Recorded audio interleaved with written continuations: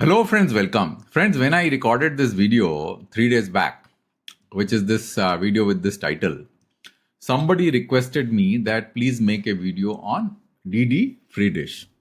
Now friends, I thought that for me to make a video on DD free dish, how it works, I would like to make it a holistic video to understand all the nuances of broadcasting business, because there are different mediums through which broadcasting content is delivered.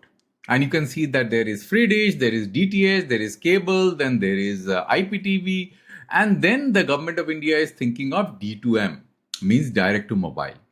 So instead of just focusing on DD free dish, I thought of doing a holistic video to understand that all these vehicles to carry broadcast media using these different paths, which have got different type of regulatory cost, nuances, and then form factors, how this all plays out and which particular path has got some advantage and which particular path is getting disadvantage, and why the regulatory dimension of the overall industry or overall sector is killing competition and creating some preferences in some direction, because the whole regulatory framework is not properly set up. There are certain fundamental flaws.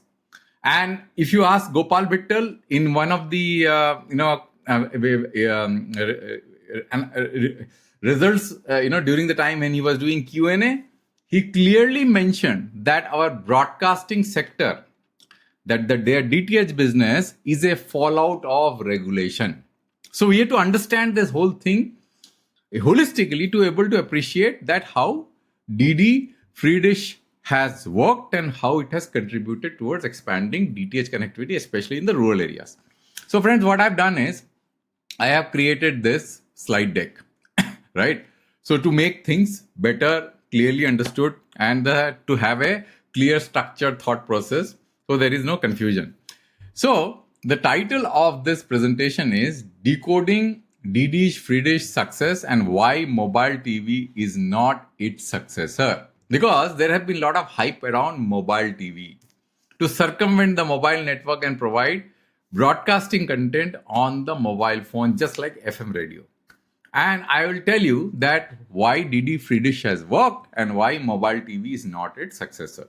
So the critical look at the business model, regulation, and India's broadcasting policy vacuum. Because I have followed this sector, broadcasting sector, quite closely. And I understand the regulatory nuances to the minutest detail. Because I have gone through each and every TRAI recommendation, all their tariff order. And if you look at you can search my name, Parag Kar, with broadcasting, you will find a lot of articles which I have been writing for a long period of time. So I understand the sector pretty well, and therefore I thought of doing a holistic video. So let's go to the next slide. So the introduction and context, right?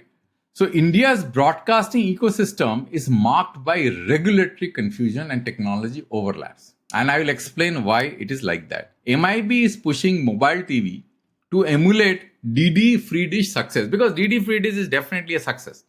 The model is working and the number of connection is expanding.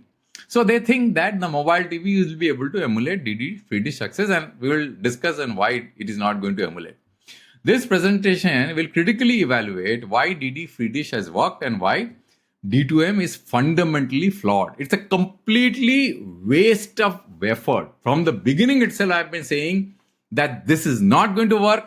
You take my word, right? Let them do all the pilot, and I'll tell you that it is going to fail from day one. The motivation is something different altogether. It is not to make the service work, but something different. We are going to talk about that, right? So overview of key models. The comparison of DD free dish, satellite and mobile TV terrestrial, we are going to do that. The key difference in technology, cost, channel capacity, and regulatory burden. We are going to talk about everything. So DD free dish, a success story. Why DD free dish has worked? Let's understand that, and what is this model all about from a business point of view and from a technology point of view. Now friends, to understand this whole DTS business, we need to understand that which vehicle is carrying the signal. It's a satellite-based transmission media. Both DTH as well as DD Free Dish, both are using satellites. Indian satellites, foreign satellites, they are having a footprint on ground, mostly geostationary satellites. And since geostationary satellite is stationary on the surface of the earth, it becomes very easy to deploy your dish. Because dish, if you have seen, your dish will point to the satellites and you have to make some refinement, alignment before you can catch the satellite. You don't have to change the orientation of the dish. Once the dish is set, it is permanently set. Because satellite is permanently stationary at the surface of the earth. So it's a geostationary satellite which has got a very large footprint. So what does it mean? The footprint is going to be very, very large. So the whole Indian subcontinent, maybe the India as a country footprint can be covered by 1 or 2 satellites, because that is the large footprint. And since this is broadcast, therefore frequency reuse is not a constraint, because you are not transmitting in the reverse direction. The satellite is going to transmit in this forward direction.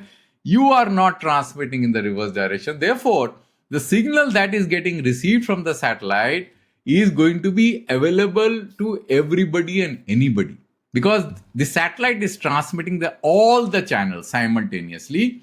Therefore, this footprint of the satellite, which is large, does not in any way congest spectrum, because it is not both-way communication, right, friends? That is why DTH as a vehicle is the most efficient way of transmitting broadcast content. Broadcast content means the same channel can be used to transmit all the same block of spectrum can be used to transmit all the channels, and all the channels are available all the time. Whoever wants to fine tune or look at a specific channel, he can watch that channel and rest of the channel will be available and he can simply ignore it. That's how this broadcasting works as far as DTH is concerned. Now, DTH was launched, the DD Free Dish was launched in year 2004, right, by Prasar Bharati. It reached a footprint of around 45 to 50 million. We don't know how much is the footprint because there are no official numbers. It's all speculation. And these many households, right? Roughly it may be around 50 million households. It's a simple model. The way the model works is that whenever a satellite is launched in the sky, there are transponders, and those transponders are used to enable a block of spectrum, right? And that block of spectrum is enabled in such a manner that it can carry the broadcast, signals. Now, different channels, because this broadcast signal is carried through a block of spectrum, right? Now, this block of spectrum is broken into different channels, right? So what you can do is you can auction those slots. There could be multiple slots. There could be 150 slots, 160 slots, depending upon how much bandwidth you are available, because you are a high frequency. So you actually have a lot of bandwidth available and you can have a lot of channels like this, right? So you auction those channels to those broadcasters who are using those channels to transmit their their programs, where there are no subscription. They are giving it free to the consumer. There are no subscription prices at all. Means you are not basically paying monthly for subscription. So there are no monthly cost to the consumers, and therefore consumer love it, because once you paid for the disc, right, and the set-top box, then you virtually have no carrying cost going forward. Just give me a minute, friends. I'll just clear my throat. Sorry, friends, I'm back. So there is no carrying cost going forward, means no monthly recurring cost to the consumer. So therefore, advantages are no regulatory fees, no license fees, no TRAI tariff regulation, and there is virtually no infra cost, because the only cost is the satellite. Somebody has launched the satellites and the broadcaster only go and get a slot through an auction process. That's all. And as long as the price of that slot is resonating with the amount of advertisement revenue that it is earning, is fine. So you don't have to incur any recurring cost. Result, mass rural adoption, because people don't want to pay recurring charges. Now, there is another thing which actually promoted DD Free Dish, and there are the other platform also which got promoted, but not because of only that reason, that like the OTT. Now, why the DD free dish got advantaged and why the broadcaster went through that path? Because of the TRAI's NTO, tariff regulation. TRAI around 4 to 5 years back thought that the broadcasters have been trying to, cheat the consumer. And how they are cheating the consumer? What TRAI thought? Because the broadcaster, what they used to do is they used to bundle channels together. All channels were bundled together. Free channels, highly premium channels, less popular channels. They were all bundled together in a single kit, price, a single, bouquet.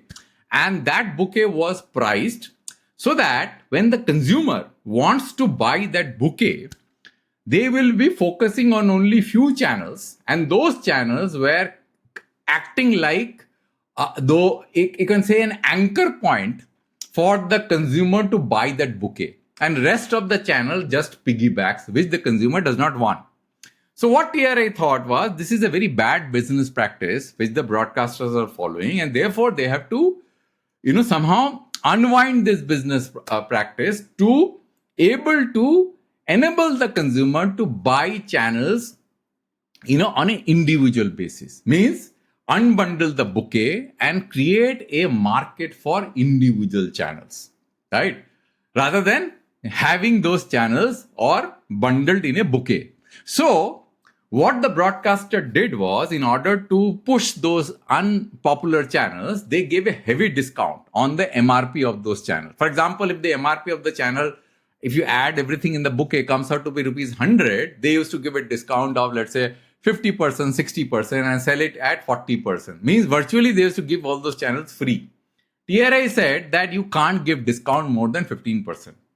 And that kind of was to the purpose to slice those channels separately out from the bouquet and to be able to sell those channels individually to the consumer. This was a very noble idea. But sometimes what happens, the common sense doesn't really apply in business. Whatever looks like a common sense, but from an economic point of view, sometimes common sense does not resonate. And therefore, you need to be an economist to understand what will work, what will not work. And this failed miserably, friends. And the TRAI also lost in the court of law because this 15% discount did not get through in the court of law. And then finally TRAI relented, and in the process 4 to 5 years of crucial time got wasted because of this tussle between the broadcasters and the TRAI. And if you look at the current order, it is almost like TRAI has reversed everything what they had done. Now this tussle between the broadcaster and TRAI to able to enable the consumer to get the flexibility resulted in increased price of the overall monthly payment of the consumer for TV viewing. So instead of reducing the price actually went up.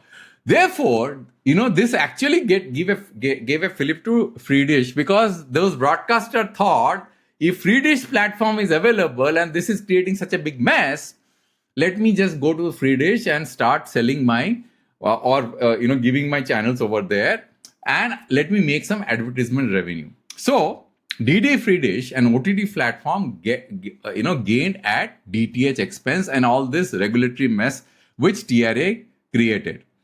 Now DTH and cable, let's compare the regulatory burden. Means what I want to tell you is that the MIB space of carrying channels using different media, means same services using different channel, is from having a different cost of regulation, which is quite unprecedented, and it kind of creates bias against one particular media, and some of the media doesn't have any kind of regulation. So let me explain in this chart. I'm summarized this whole regulatory cost for each and every path of transmission. DD free dish 0% license fee, no NTO.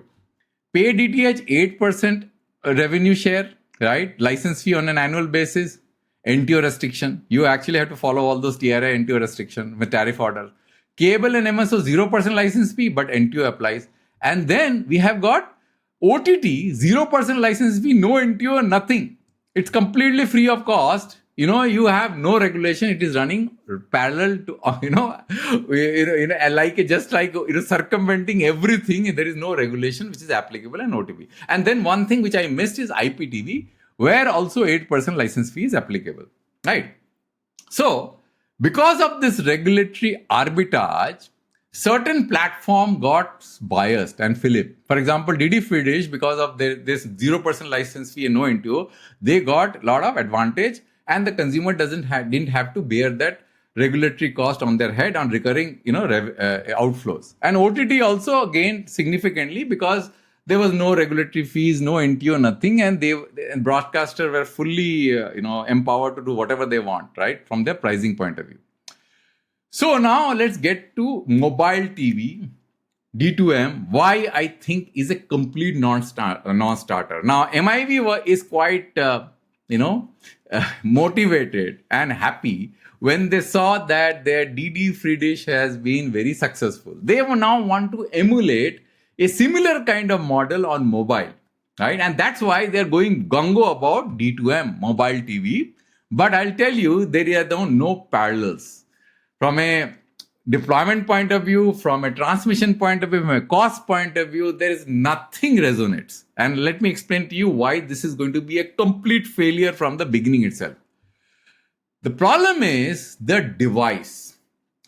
See, anything that you can do, you can deploy the network, you can fund everybody, you can actually subsidize the base station, you can ask BSNL to carry those towers or those term equipment in their site. You can do all that you want, right? But you cannot really fund the devices. End devices actually is held by the consumer. He has to pay for those end devices. I've never seen, except from UP elections, some phones have been given free. But most of the phones have to be bought by the consumer themselves. That's a huge carrying cost. And not a single phone today is available with these UHF tuners. And you have to buy new devices which will come later. And it is not available anywhere in the world what these MIB is trying to do, which is the ATSC 3.0 technology, which is not available. It was actually for fixed TV reception, not for mobiles. Nowhere in the world this has been successful on mobile, and they are trying to make it successful in India by bringing a technology which has never been successful. Now, 3GPP is working on a competing technology called 5G broadcast. That will come sometimes later, but that has got a different objective altogether. They are not looking at mobile broadcast, they are looking at mobile multicast. Means they will be using the UHF channel to download movies fast, right? That's a different service altogether. So this broadcast things, this free, channels which are going to be driving through this UHF channel is nowhere in the world they have been successful. Second point is that it has to be a expensive terrestrial infrastructure to be deployed. You cannot really have one tower just like you have one satellite and you can cover the whole city or whole country. You cannot do that, right? The reason is, let me explain to you. I actually had written an article on this and I'm going to show you this hybrid network architecture, right? Now, they're talking about this hybrid network architecture, saying that, okay, I'm going to use the Doordarshan tower, I'm going to transmit, and wherever there are blind spots will be covered by this tower, and I will have another network in parallel which is going to broadcast terrestrial signal like a cell phone tower, right? But friends, the problem is that this hybrid network architecture is going to be a failure from the very beginning because of this reason.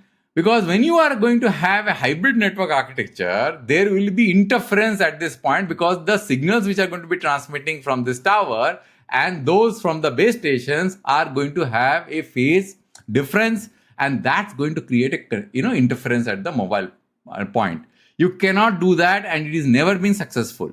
So only way to deploy this kind of network, if you really want to do practically, is to have a network without this tower, like cell phone.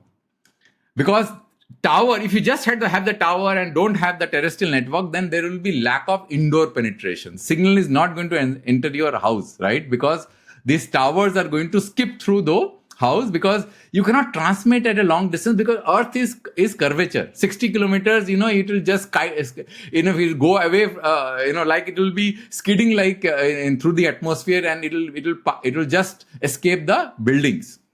Therefore, you need to have small terrestrial towers network, which is going to almost like emulate a mobile network, pan-India mobile network, to create a broadcasting network like this, which will have huge implication not only on infra cost, even if you leave aside the spectrum, but the OPEX cost is going to be very, very high to manage such a network. Power, then you need to have what? You need to have those, these satellite dish reception in each and every BTS site to feed those towers. You cannot just simply, because these BTS has to be fed through a broadcast, media, which has to come to those sites directly, and there have to be dish, and then you have to have some multiple those channels, the UHF channels, and those channels. If you have, let's say, 8 channels of 8 megahertz, to able to emulate at least some level of free dish, because free dish will have around 150, 160 channels.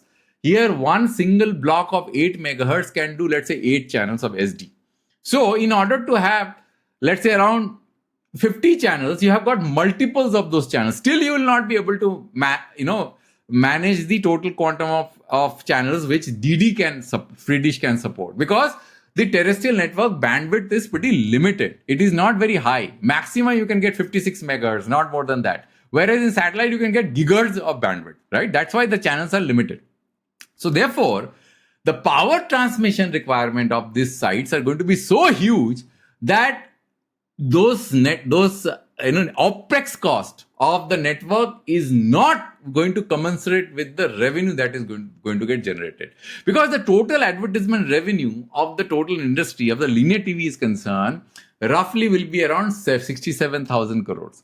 Out of which, if you are able to tap on 5% or 10% of the revenue, which is 6,000 crores, imagine a mobile company making around 1,50,000 crores, and here you have 6,000 crores of revenue, and you have to run a mobile-like network, right? Even when the spectrum is, I'm talking about the OPEX cost. So it is completely non-starter, friends. That's why you cannot really have a mobile TV network running, emulating a conventional mobile network, and have a revenue stream which is just 6,000 crore maximum, right? So this ad revenue model unlikely to sustain due to total lack of synergy with the network OPEX cost. So MIB's flawed vision and policy vacuum. MIB assumes that DD free dish success can be replicated on mobile, no roadmap for device, no ecosystem planning, wasteful valuable UHF spectrum without clear ROI, no alignment with DOT, TRAI and private players. So the way to fix this, what? Level playing field, harmonized licensing rule. These licensing rules are all, completely messed up. You have to have a clear-cut, harmonized licensing rule. Don't force fit legacy models into new technology. If you try, you will fail, because everything is different, right? You have to compare those apples to apples. Focus on broadband, hybrid rural model, maybe PM1, right? If you are going to give free subsidized data, OTT linear TV is anyway available on mobile. So why you require a separate data? India data prices are cheapest in the world. Why you need to circumvent mobile network and give free data? There is no point. FM was completely different, right? Where FM, the capability existed in the device itself, right? And people were listening, nobody is watching, right? So there was completely different. And watching in a small screen does not make any sense. Develop a national digital content policy, right? So final message, you can't stream the future of frequencies of the past. DD free dish worked because it matched technology policy and consumer behavior. D2M is going to fail to replicate any of those conditions. Smart regulation, not more. Fragmentation is the need of the hour. So thanks friends for watching this video till the end. I hope you like this video, and let me know what you think about this whole issue in the comment section. I'll come back with a new video and a new topic next time. Thank you very much, friends.